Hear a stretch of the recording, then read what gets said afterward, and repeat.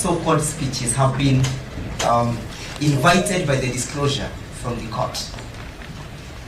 We, the advocates appearing for the petitioners, we were not aware of how the bench was constituted. So when it was disclosed to us that the bench was constituted by the Deputy Chief Justice, it necessitated us to address you, your lordships, on Article 165, Clause 4, on the constitutionality of the constitution of this bench, to hear these 3 specific files. And that is the issue that we want to address even before we go to the application for recusal. Because it's our humble view, your lordship, that the so-called empowerment of this bench to hear these specific files is itself unconstitutional. By the reading of Article 165, Clause 4, it is our reading that the only person who has the capacity to empanel a bench is a Chief Justice.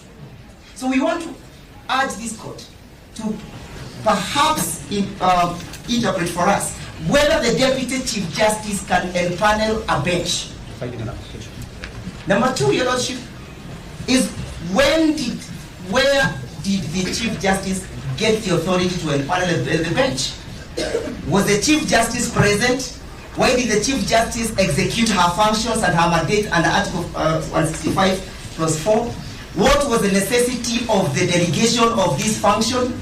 Those are pertinent issues, your lordship, that requires clarification before we go to the root of the matter, the crux of the matter. It's our submissions, your lordship, that the Chief Justice, who is exercising delegated powers, cannot further delegate the Deputy Chief Justice. That is why the Constitution is in white and black, that the obligations and the duty belongs to the Chief Justice. Finally, your lordship, the reason why we find ourselves in this situation is because of what the court is struggling to explain to us. That 3 files have graciously generated expediency, and other files that were consolidated, that 6 file with the lead file 522, have no reasons why they should be before you. Noting that, your lordship, those matters were equally certified as urgent and raising heavy constitutional matters. When I looked at your orders, your lordship, that you issued to summon us today, you repeated the same, that they raise weighty constitutional matters. Why are we being discriminated by the court that our files are not considered as a priority, and that the files with orders are the only ones that the court is sitting on a Saturday?